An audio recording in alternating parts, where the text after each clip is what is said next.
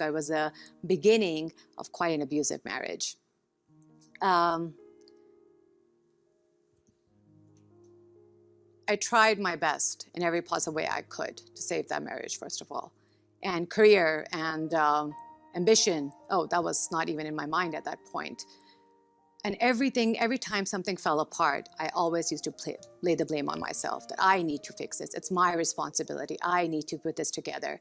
Yet it was something that wasn't just my own or something that I had to fix. But that's how I was. And I believe it was in 2008 when fear and I came face to face after quite some time. And it was with the news that my best friend, my grandmother, was diagnosed with stage 4 cancer. And I still remember that moment, that it was hard to accept. It was hard to understand when you have so much of the losses going on, especially that time my marriage. So to accept that somebody who you love so much is going through this. But you know how we, just like everybody who's desperate to find cure for cancer for their loved ones, we were desperate. We tried to get her right treatments. We tried everything, and we defeated cancer. Just like I had read in books, I was the warrior that she always imagined me to be, and we defeated cancer. And that was for a very limited time. For it was in 2009 when I was sitting by myself in my home after I had faced not such a good scenario with my husband, with an ice pack to my face. And I remember my aunt called me in the late hour. It was, I think, around 1 a.m. in the morning. And all I heard the words, it's back, it's back. The cancer was back. 6 months after she got her first, after the first time we actually defeated it. And I just couldn't comprehend what was going on. I just kept repeating these words to myself over and over again, that why her? She promised she'll be with me. Why is this happening to her? Why is this happening to me? Haven't I faced enough? And I still remember the last time when I spoke to her, she said something to me quite profounding, which I still look back and go like, I don't know how or where she knew that from. She said that if God took something from you that you never imagined losing, it's because something so much better for you that you never imagined happening. It was the very next day at 5:11 a.m., the cancer won and took my best friend away from me, the great Surya Yunus. We talk about mental health. We talk about suicidal thoughts, depression, clinical depression.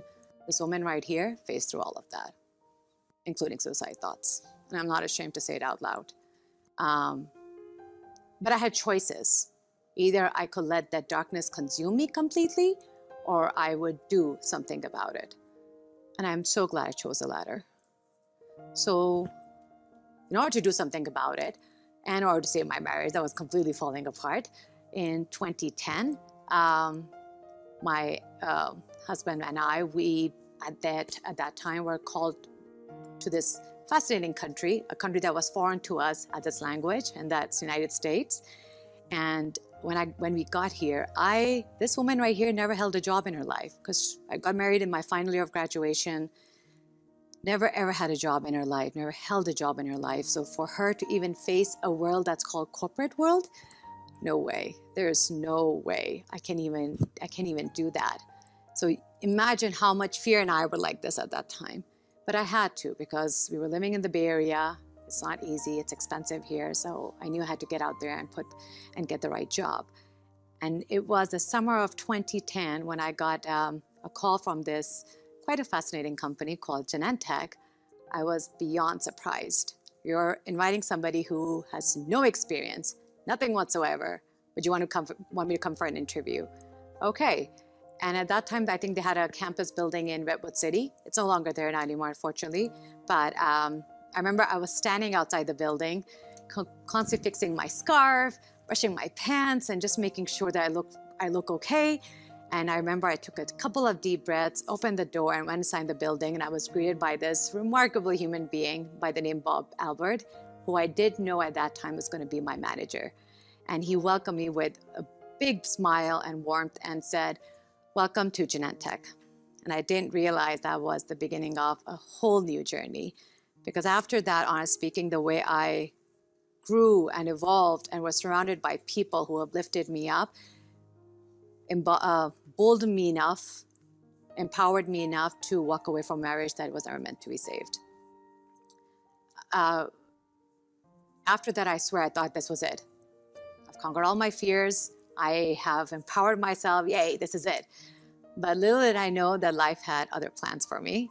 Life always is mystery, right? And it has always other plans for you. And this time, you all might remember this time as well. Remember 2016, when this entire country was shaken by a growing hostile political movement and rise of anti-migration. And this time, my safety and my family's safety, people like me and their safety, was getting questioned. My identity, how I appeared, was turning into shame. I was ashamed of being seen as a Muslim. I was ashamed of showing up and at work and being seen as a Muslim, even though that environment there was far from what I had imagined. The openness, the warmth, the welcome, the acceptance I always felt there. But you know, there's a psychological thing in your mind, right? You start questioning yourself, your being, my identity, my customs, everything was just turning into shame. I started standing behind folks at the train station because I was just so afraid some psychotic person or lunatic would just push me in front of it. And that's because those were the scenarios I was getting to hear across the globe. And I remember it was such a heartbreaking conversation with my mother, who wanted nothing more than the well-being of her daughters and the safety of their daughters, when she was honestly being very open that we do not wear what we call this, it's our headscarf, just for that we can be safe and we won't be seen as Muslims. And that was the first time that I really just paused and questioned myself, why am I ashamed of who I am?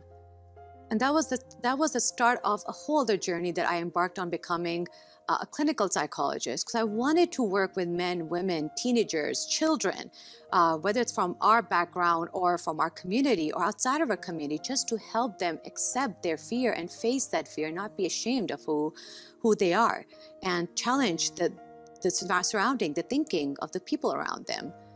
And it's amazing, right? When you help someone in that capacity, you also find questions, the answers to the questions that you're seeking, just like I was, around shame and fear.